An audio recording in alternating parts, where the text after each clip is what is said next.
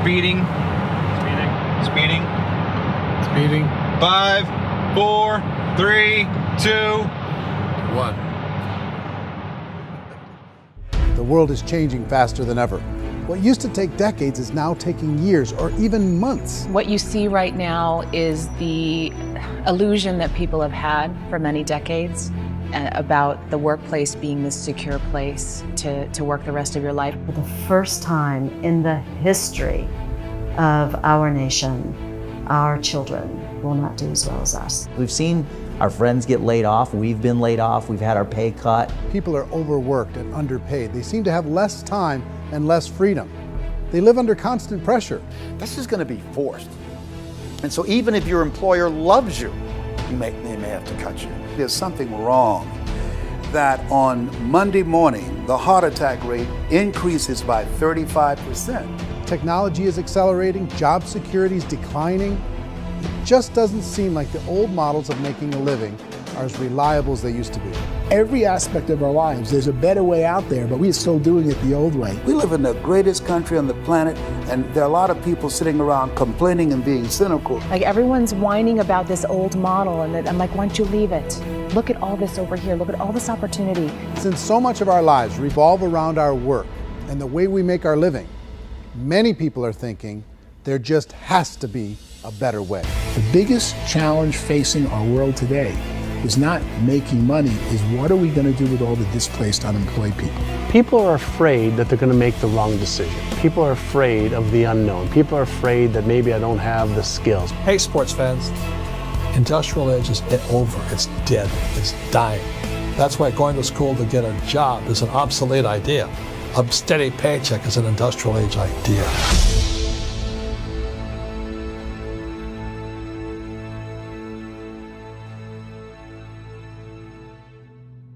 It's the search for answers that has brought us here together today. My name is Eric Worre, and for almost 30 years I've been an entrepreneur, struggling at times, but ultimately succeeding. As a best-selling author, speaker, and business owner, I've spent my entire career helping millions of people around the world to become entrepreneurs. And I believe strongly that there is, in fact, a better way when it comes to how we make a living. The career landscape has changed dramatically, and many are still working in a model that is completely out of date. What worked for previous generations isn't working as well for people today. In this film, we're going to explore 3 important questions. First, what's really going on in our working world today?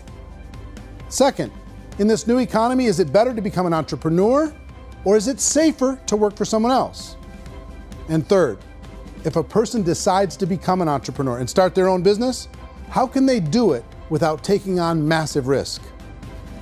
To help in this journey, I've brought together some of the greatest experts and thought leaders in the field of entrepreneurship to share the real facts with you. My intention is to give you new information that will allow you to make choices that are not limited by an old, outdated model. Let's start by understanding what's going on in our working world today.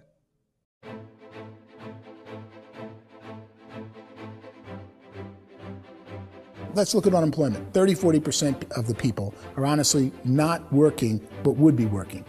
What our government does is if you haven't found a job in 6 months, we don't call you unemployed. We pretend you dropped out of the labor force. I've often said that unemployment, particularly structural unemployment, that's unemployment due to technological changes, is the first sign of economic growth. Think of it, 10 people live on an island. They go out every day and fish. One day, new technology shows up. A missionary brings them a net. Now, using the net, one pilots the boat, one throws the net. 2 fishermen can do all the work 10 used to.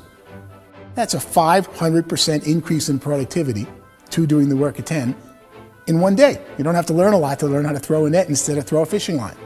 The island's got a big problem, 80% unemployment. But the island still has all the wealth of the fish because the 2 people produce as much fish as 10 did. Now, of course, looking back in history, these changes used to take thousands of years.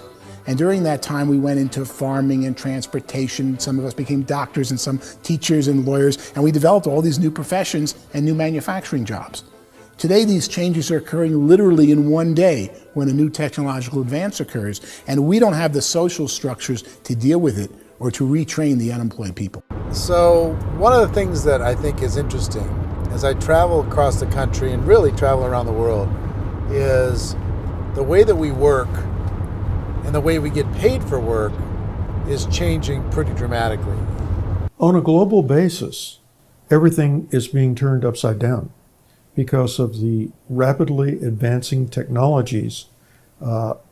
They are eliminating many jobs, and we have been left with many people not prepared for the jobs that exist. A lot of demand in public companies was to squeeze out all the fat and to get just as much margin as we possibly could, and fat equals humans. So this idea of job security in information age is so obsolete, but it's still taught inside our school system. And that's where the problem starts. There's no financial education in the school system, and people are still trained to be employees who work for that paycheck. This is a chart on the middle class. What's happening in the middle class, those that went to school, their incomes have been coming down for years. And parents still say to their kids, go to school, get a job. Now what happens to all those middle class people who are dropping off the ends of the chart? Well, they become what's called working poor. And this is what happens to working poor. But they say poverty is ending. Well, poverty may be ending, but working poverty is going up. And this is food stamp usage. So food stamp usage in America is going through the roof right now because people cannot earn what they call a living wage. Most people have experienced financial pressures that I think are probably greater than they have been in the past. If you're not working for yourself, then it's going to be a pretty hard road for a lot of people. Today, if you're going to control your future, the 40-40 plan is gone, where you can graduate from college and get a job and work for 40 hours a week for 40 years. That day is gone. So some of these charts actually tell you what's going on. And this is a really interesting one, you know. People are going back to school because if I go back to school, I'll get a nice job. But this is what's happening to, it's called Sallie Mae, which is the student loan guys. Student loan is going through the roof. It's now over $1 trillion, and student loan debt is worse than credit card debt.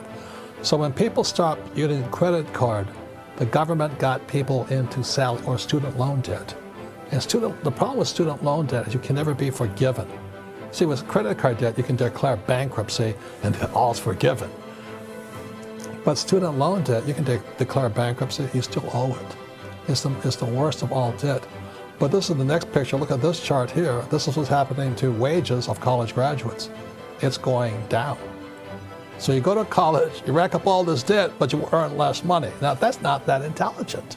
Average person who's been working a lifetime in America today is ending their lifetime at 65 with about $41,000 in assets. They earned just enough to survive. I think in the United States we have something like 17 trillion in debt. That's just the federal government debt. We got another 2 in municipal and in other, let's call it almost 20 trillion government. We've got 40 trillion in private debt. That comes up to close to 60 trillion.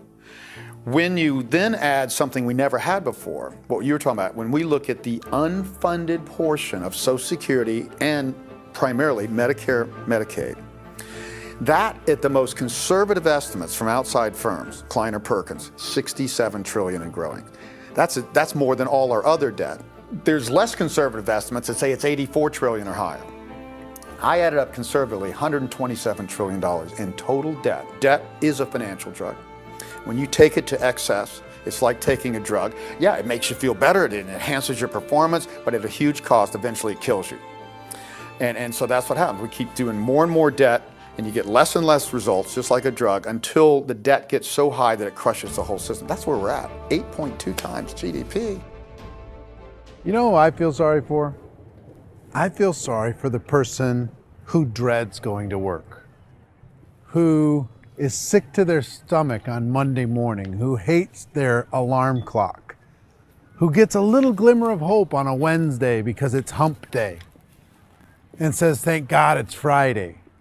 And they live for those 2 days a week where they get to be themselves and they don't have to be around people they don't like, and they don't have to play the political game in the office, and they don't have to live this half life.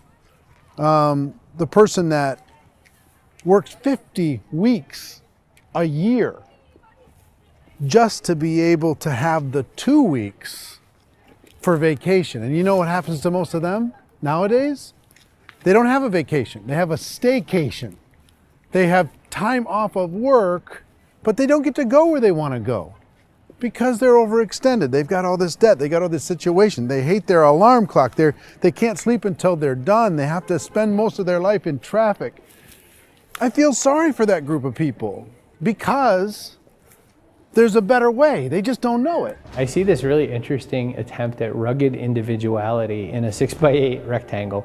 And I feel like you're all the same, except for the little push pins of the pictures. There's different pictures. Yours is named Jenny and his is named Sujara, but it's the same people. And this is how they are, and they're just like the zombies, and there's no joy in there, there's no fun. There's always like the wacky woman who decorates her cubicle, and that's the most she can do there. You got to give her credits, right? The wacky cubicle woman. The basis for their life is worry. I'm worried, you know, maybe I'll get fired. I'm worried maybe my company will go out of business. I'm worried I can't keep spinning the plates on paying the bills. I'm worried about how do I send my kids to college. I'm worried, what if the transmission of my car breaks? That's, you know, 2 or 3, I can't fix it.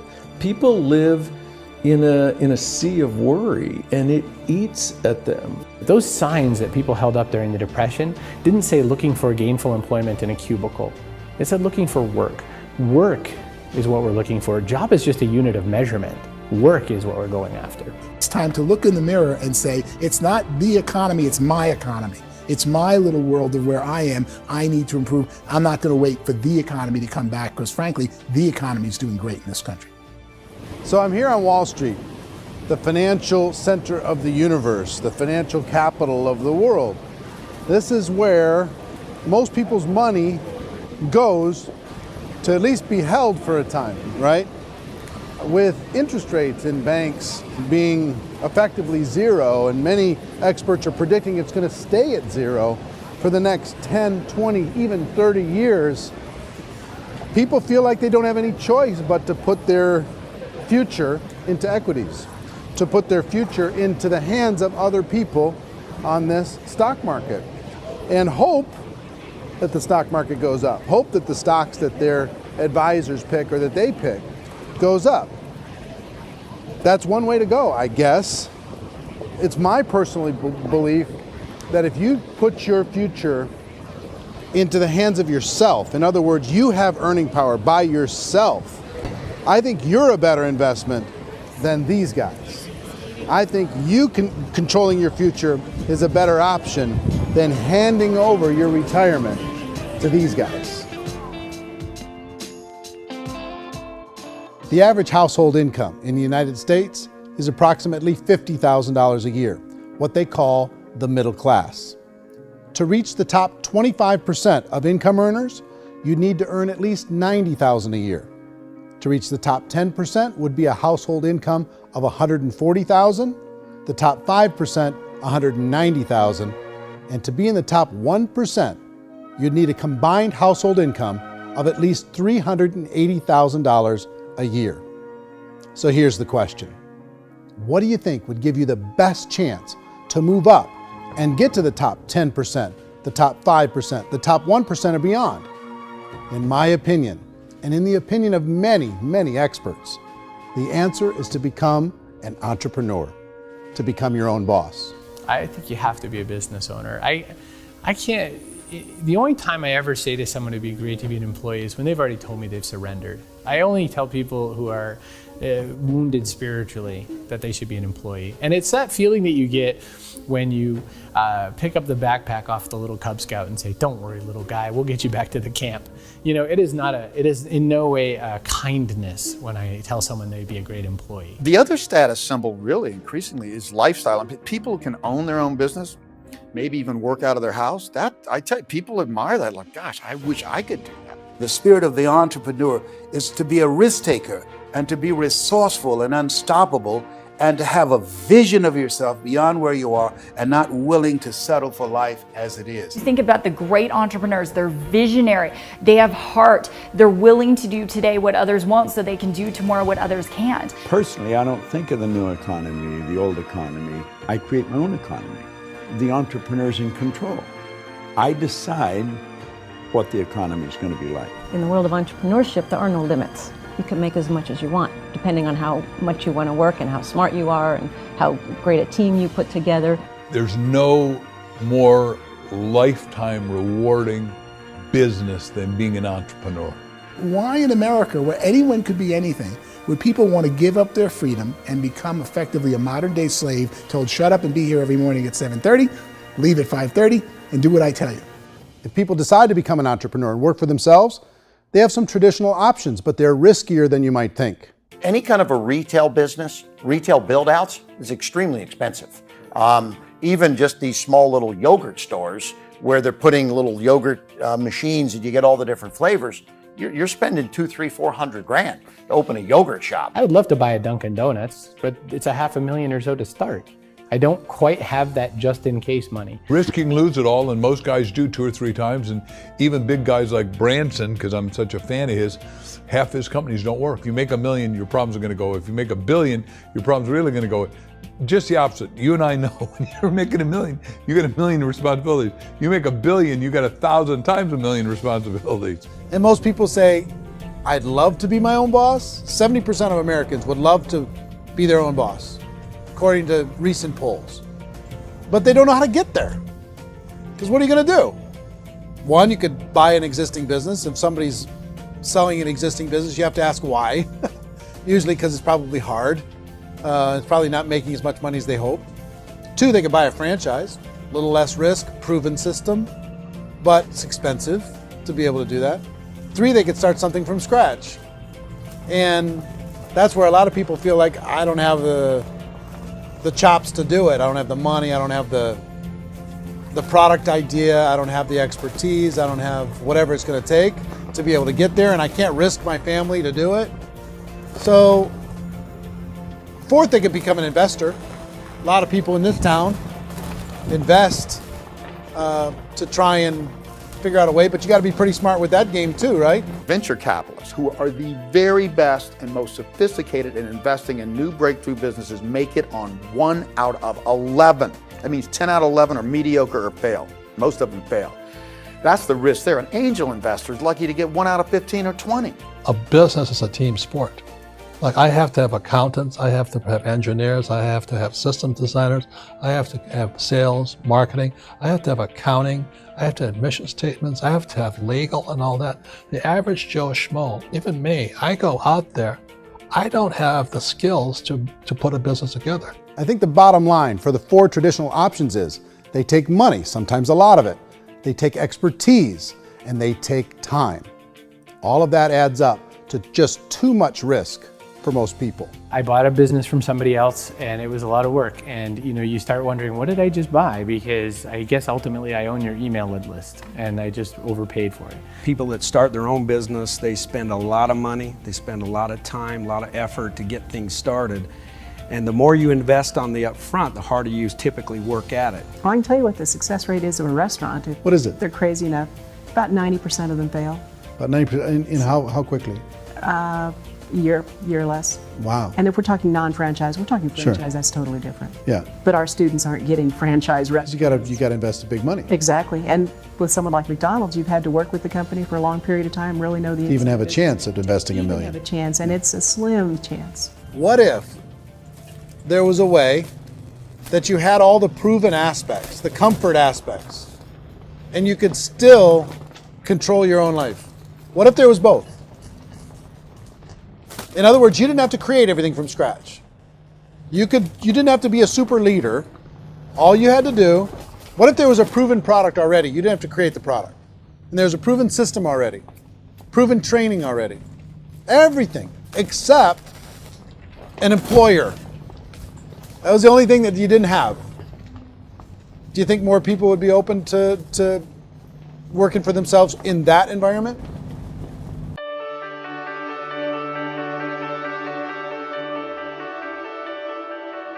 In our search for a better way to make a living, we've come to the conclusion that becoming an entrepreneur is actually safer than being an employee. And through our look at the entrepreneurial options, one particular path kept coming up from expert after expert. And I think most people will find it surprising because it's certainly a non-traditional business model. That model is for people to start their own business and become an entrepreneur through the creation of a network marketing business.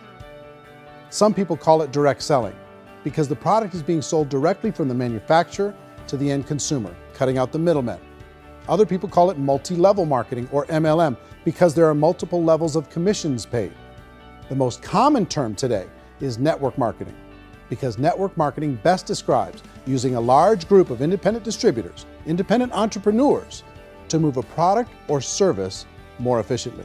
So my friend here, Donald Trump, and I, we always write about the network marketing industry. And the reason we support the network marketing industry is because it really is a business school for entrepreneurs.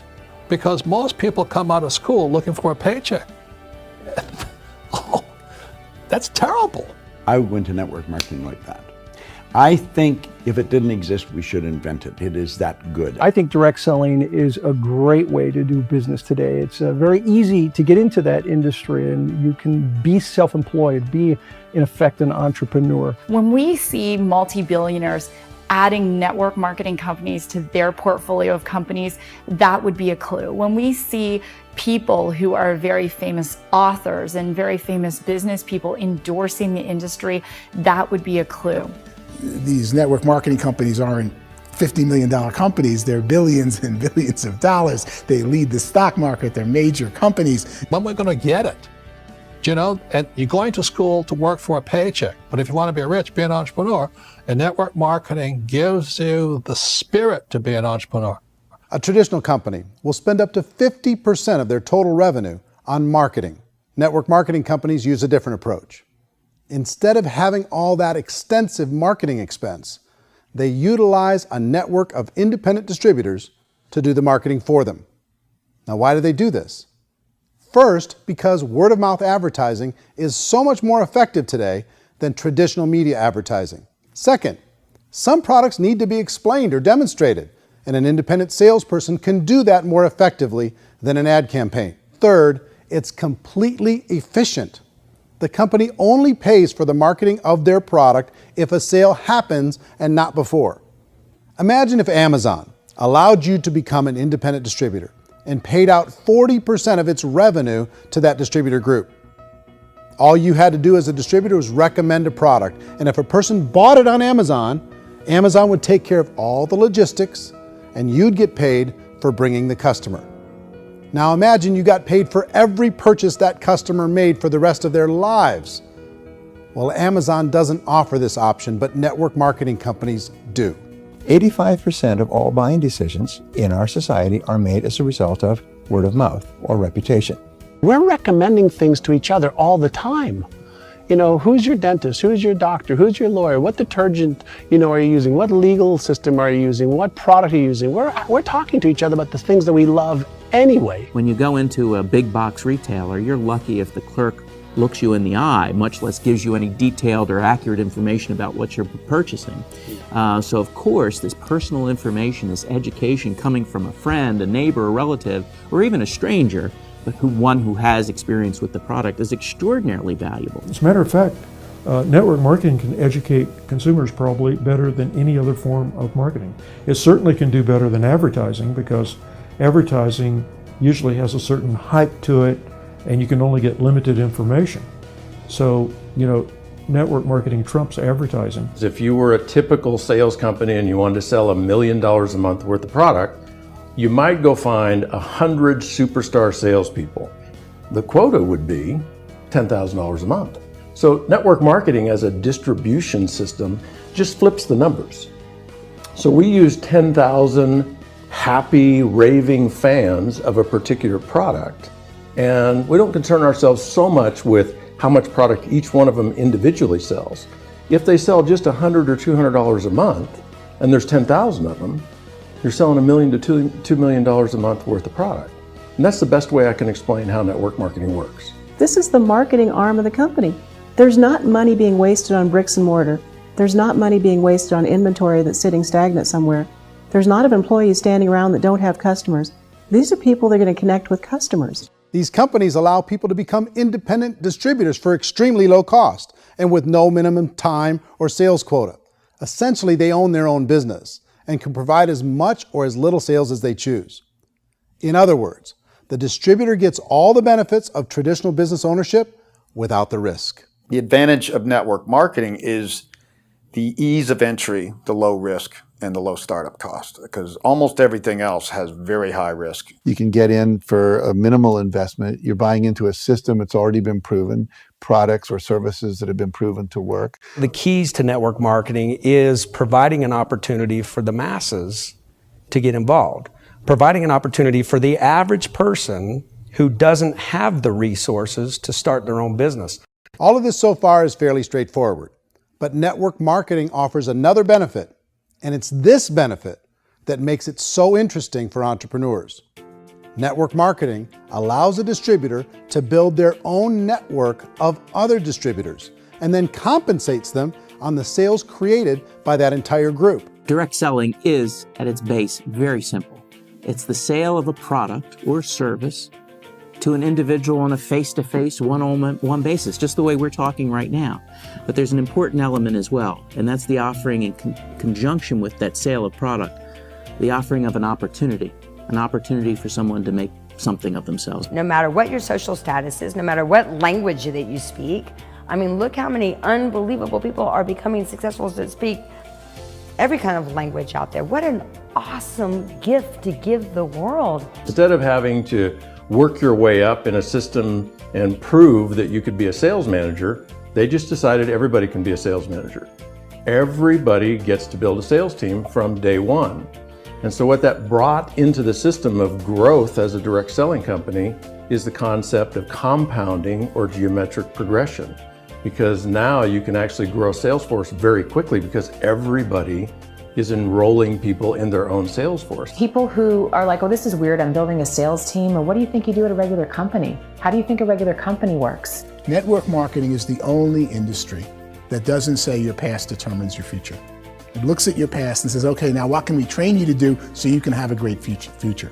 Every other employer out there wants to exploit you for what you already know, not teach you something new. Network marketing has the potential to save the United States and the world because it's going to teach people not to be employees, but to be entrepreneurs.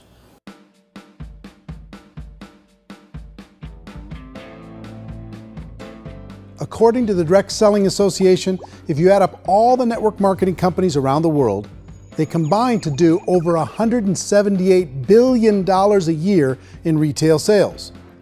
To give you an idea of how big that really is, the NFL, the National Football League, does approximately $9 billion a year. The music industry does a little more than $16 billion a year, and the movie industry does about $80 billion a year. Using a conservative average, network marketing companies pay their distributors about 40% of that $178 billion in the form of commissions, which adds up to more than $71 billion a year. That's almost $6 billion a month. It's almost $200 million in commissions every single day. So it's certainly working, and people are making serious money in network marketing. With the growth of the direct selling industry over the last 10, 15, 20 years, we've seen a broader understanding of the channel. We have seen more and more people getting involved in the business, so our penetration in the marketplace has increased, and thus the understanding in the marketplace of who we are has increased. And we've seen non-direct selling companies look at the direct selling model and say, something's going on there. People are making money, companies are being profitable, individuals are being motivated, product is being delivered to market. Maybe we should explore this. Some people think only the people at the top make money. Well, let's take a look at that as well. In the network marketing profession, there are roughly 500 people in the world who earn over $1 million a year. If you round that number up to $2 million a year, that adds up to about $1 billion a year. That takes the $71 billion paid out each year down to $70 billion. So where does the rest of the money go? The vast majority goes to part-time people making anywhere from a few $100s a month to many thousands of dollars a month. It goes to people who choose to make it a full-time career move and earning even more than that. Every day, people are using the money they earn through network marketing to pay off debt, have more fun, and improve the quality of their lives. Everyone I know in network marketing has been doing that since the 50s.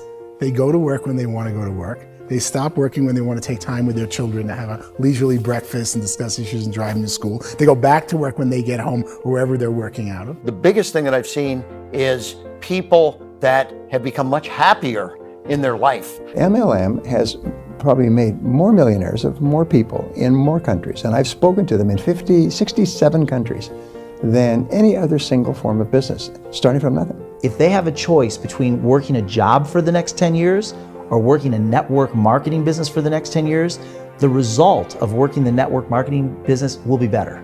A lot of people within the industry go on and make this a career and do extremely well at it. Network marketing has been nothing but good for everyone I know that's been involved with it because they did it seriously and they played full out and they've been very successful. It's been a constant barrage of success stories and people showing off stuff that they got as a result of it. How many people are involved?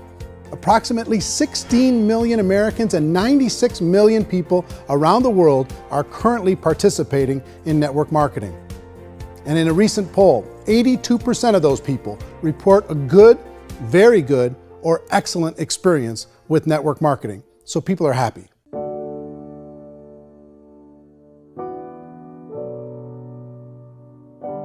So I've taken a look at the network marketing profession and really tried to understand why so many people are confused as to the validity of this as a business. One is this pyramid shape. People get really messed up with this pyramid. Oh, it's one of those pyramid things.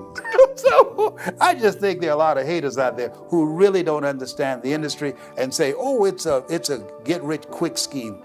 It's a pyramid. Well, corporate America is a pyramid scheme. You know what I mean? It goes like this. You have thousands of MBAs, let's say working for Ford or General Motors or Coca-Cola. If all these MBAs are all trying to get to here, that's a pyramid. Only one guy's going to make it. Every 10 years, one's going to make it. Whereas you look at network marketing, it's like this. So you're here, and your job is to develop other CEOs coming up behind you. So it's an inverse pyramid. In network marketing, it's a very simple concept. If you sell product, you get paid. It is paid based on production. There is no first mover's advantage. There is no investment component where the more somebody spends, the more they're entitled to make. So the two are polar opposites of each other. It doesn't matter what shape the company is or the compensation plan is shaped, whether it's a circle or a pyramid or a triangle or a trapezoid, it doesn't matter. If compensation is coming primarily from recruitment, then you've got a problem. On the other hand, if an operation is basing their compensation to participants on the basis of sales, even when those sales are generated by people you've recruited, well, then you're a perfectly legitimate enterprise. That's the legal test, it's the practical test. Another issue that's been true in the past that is no longer true now is people used to be in network marketing loaded up with products that they couldn't sell and they ended up a loser. They ended up with a bunch of product in their garage, they ended up with a bunch of products sitting in their kitchen shelves or whatever, and they thought they could sell it and then they weren't willing to or able to sell it and they ended up with a bunch of stuff and they were bitter about it. There was this thing called front loading where you had to buy if you bought $25,000 worth of product, you got better commissions and all this. Today, it's almost all done by computer. It's direct mail comes from a warehouse somewhere else. You don't have to have all this inventory. You don't have to stock up. It's a paperless world now. Most of it's done online. You have a back office. It really works. And the technology has changed everything. Third issue is people start talking about 99% of people in network marketing don't make any money. Well, we've talked about that over the course of this journey together. Almost $200 million a day is being paid out to network marketing distributors around the world. The naysayers, the people who say that it doesn't work, are usually the ones who just don't know how to make it work for themselves. And so they're giving you an opinion, and I tell people, don't confuse people's opinions with expertise, because opinions are free. And don't confuse sincerity with the truth, because people could be sincerely wrong. But here's the reality inside of network marketing. The vast majority of people that get involved in network marketing just become customers, and they get involved to be able to purchase product at a lower price. If you take Costco as an example, if a person goes into Costco and gets a membership to Costco so they can get a lower price on the product, we don't call that person a loser because they have a bunch of product that they walked out with with a smile on their face. Yet when some people want to take a look at network marketing, they say, well, those people, they're just using the product and they aren't earning an income, so they must be a loser. They're not a loser, they're a happy customer. That's the vast majority of people that are involved in network marketing. Now, a smaller percentage of those people decide to go build a business. They earn $300 a month, $500 a month, $1,000, $2,000. That's the bulk of earnings in network marketing. And then there's the few that really decide to take it serious, really decide to build a large network, really work to make that network very, very productive. And those people make huge amounts of money and there's no cap. What I do as an outside economist, just somebody looking at this industry like any other industry I speak in and say, look, what's the realities of this? 1% do incredibly well. 10% generate some additional income at pretty low risk and effort, that's not, and 90% of people roughly end up customers. One thing that I think is real when it comes to people's perceptions about network marketing is people put this, and distributors, I think, involved in network marketing have some responsibility for this. They have sometimes unrealistic claims about the product or about the income. Most people who become distributors, they want the money, they want to be successful, but they don't have the skills. They don't know what to do. And when people don't know what to do and they're in a new business, they're scared. And when they're scared, they panic and desperation kind of sets in. So they think everyone they talk to has to get in. So if I talk to you and you say, well, no, I don't have time to do that, they're like, no, I need you. You have to do this or I won't be successful. So I start clawing on you. I start that desperation. So then I start making claims about the product, which are not appropriate, probably not even true. Or I start saying, oh, let me show you how you can make all this money and you don't have to do anything, Eric. And so you just totally misrepresent the opportunity, and you're clingy with people because you think you need everybody to be successful, and you don't. You know, one of the messages that I try to deliver most forcefully to companies as well as salespeople in direct selling is that you don't have to overpromise. The reality is in network marketing, there's a lot of hard work involved. There's a lot of effort. You're going to have to develop yourself. It's a business like anything else. It's going to take some time, but in my opinion, it's better.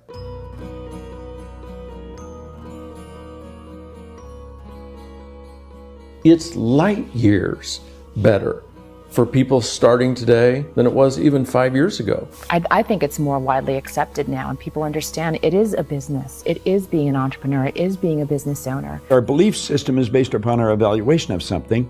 And frequently, if we reevaluate a situation, our belief about that situation will change. The industry has changed and it's grown up. It's totally transformed. You've got young people today that have grown up with social media, and they understand networks. They understand how people are connected through technology, and they understand how money flows through those networks. So when they see network marketing, they don't see it the way their parents saw it. And we've all learned, the larger industry that you represent, has all learned from those mistakes and flaws and errors that have happened early on. Early algorithms didn't work the right way. That's all fixed. It's like when they design a computer program, they design the program, then they run it, and then they go back through and they debug it. The MLM industry has been debugged. This is the day of being virtual, being able to run a business from your mobile phone. I mean, it's incredible. Companies are getting smarter. They're implementing more consumer protections. They're implementing more compliance training. They're doing more with respect to product research. If you do get involved and you make purchases of inventory, even on a voluntary basis, if you decide that this business is not for you, you can leave and have that inventory repurchased by the company. There's no other business that offers that kind of protection on a voluntary, self-regulatory basis.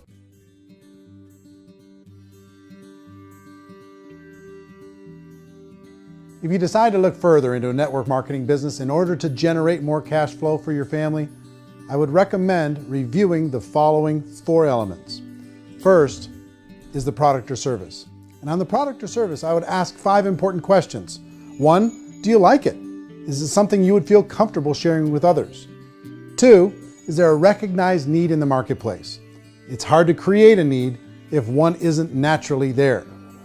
3rd, does the product meet that need? Does it solve a legitimate problem for consumers? And 4th, is it priced to sell? Can it compete in the marketplace? And fifth, is it priced for profit? Is there enough margin for the company and the distributor to be able to generate income for the long term? If you can answer the questions on the product to your satisfaction, the next element to consider is the company itself. Is it well run? Do you believe in the founders or the management team? Do you feel they have what it takes to go all the way? See, it doesn't matter how good the product is if the management can't take care of the company. Good management can change with the times. They can handle adversity. They can make good decisions.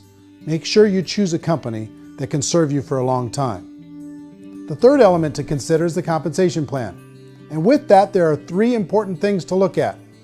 First, a brand new person needs to be able to generate some money fairly quickly. It may be an obvious reason, but you can probably imagine the ripple effect of a distributor getting involved and having even a small victory fast. That can only help with the overall success of the organization. Second, a person should be able to develop a moderate part-time income in a reasonable period of time. As they develop their network and as their sales grow, they should be able to enjoy more benefits. And third, for the people who are really serious, for those who decide to really go pro in the network marketing profession, there should be the possibility to make a serious full-time income if they work hard and are committed to developing their skills. If you're comfortable with the product, the company, and the compensation plan, the last thing you should look at is the support that will be made available to you. Does the company have a website? Does it have a solid online reporting tool? Do they have comprehensive training available? Do they host events to help you build your business? If you decide to do this, what kind of a support system can you plug into? Choosing a network marketing company is a personal decision. But evaluating the 4 elements of product, company, compensation plan, and support is a great place to start. Is the company promising that you're going to get rich quick or that you can make a lot of money without a lot of effort? That's a red flag. Is there a product that you really believe in that you think can be sold? Or are you being told by salespeople or the person who's trying to recruit you or by the company itself that don't worry about the product, all you have to do is recruit other people into the business? Red flag, warning sign. If you're hearing that, take a second or even a third look. Get to know the customers, the products, the business, have some success, and see where the opportunities might take you to move up in the organization. You want to find out how concerned are they about my education, my training, and my development? Is there a space for me to grow? Most important question. Learn everything that you can about the product. Make sure it's something that you believe in, and learn everything you can about the industry and work that system. You have to be very passionate about whatever that company is doing. I would get involved. You can always test drive anything, the product, the service, the community, and then lean into it a bit. If it feels good, then lean into it a lot. Behind me is the Lincoln Memorial. And this is a place where Martin Luther King Jr. had his famous "I Have a Dream" speech. And at that speech, he talked about his dream for equality for everyone around the world, and that's a noble dream. But I think more people need to remember what it was like when they were kids and the dream was still alive in them. Before it got beaten out of them by reality, by this paycheck, by these responsibilities, and by having to live for this job to pay the bills. I think people need to remember that, go back to that. Once they know that there's a better way, I think their future is going to be much brighter. They can live a better life.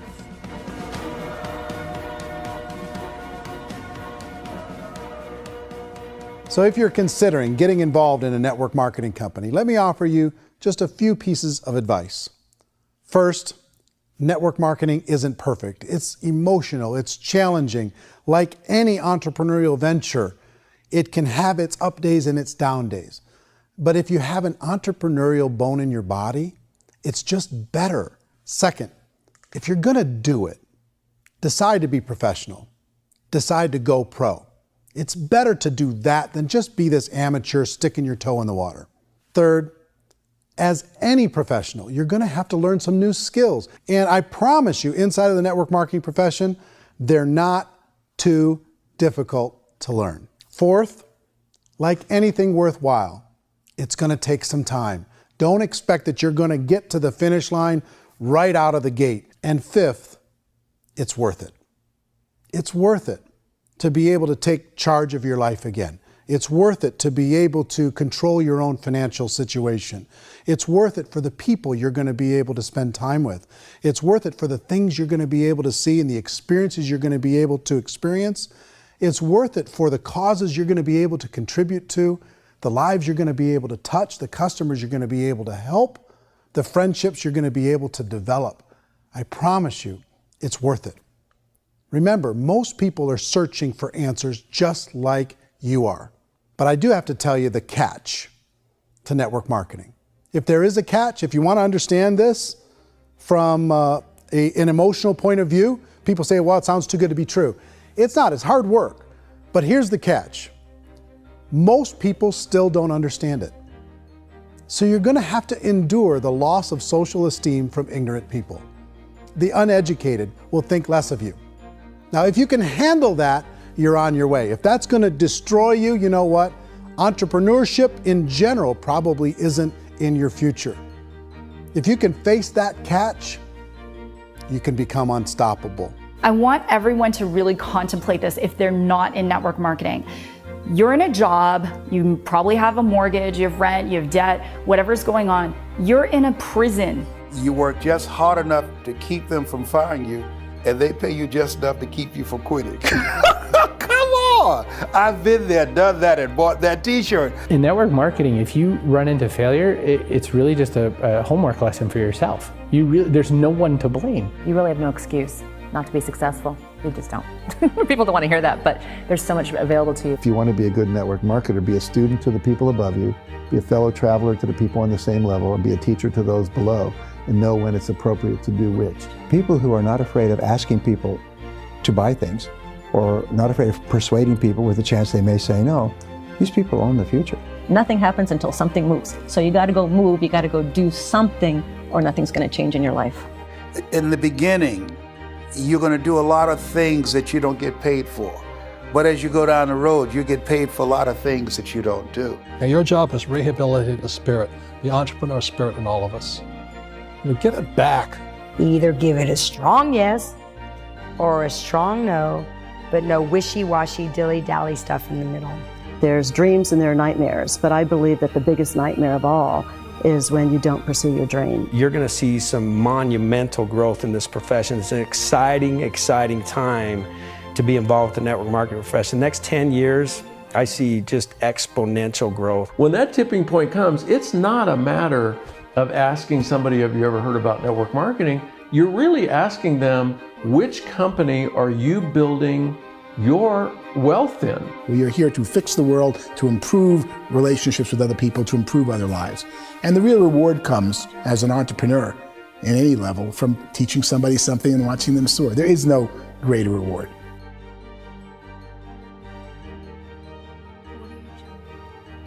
Life's too short to spend it living someone else's dream instead of your own. It's too short to spend it living at a fraction of your potential. Can being an entrepreneur be a challenge at times? Sure. But here's what you get in exchange. It can be yours.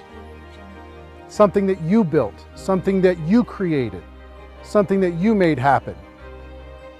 This balloon represents your dream. It represents entrepreneurship. My wish for all of you is that you would reach out and grab it. The choice is up to you.